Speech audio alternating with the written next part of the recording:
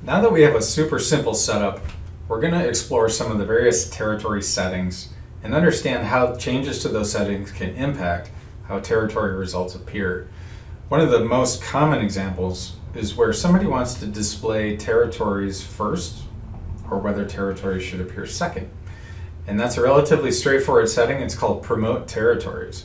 So right now when I performed a search, sample location 3, which is the one in Illinois, is closest to the user's search, and so it appears first, and then the territory result is shown second.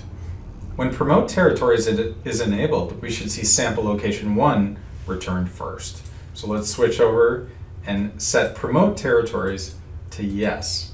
And now it's important though to remember that enable territories always needs to be turned on for any of these other settings to work.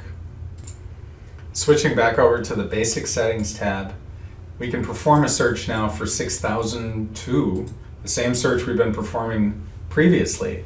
Notice now that sample location 1 is the one that gets returned first in the results, and sample location 3 is now shown second. Sample location 1 again is now a territory result, and sample location 3 is the geographic result, and it shows second in the list. And so that's a good demonstration of how promote territories can control the ordering of results and whether or not territory results should appear first or after geographic results. Now, in this case, we're only showing 2 locations. And so, but it's important to think about if you had 50 locations and that were all geographically closer than territory results would be positioned after those, as opposed to if you had territory results promoted, you would see those first and whether those would dominate the search.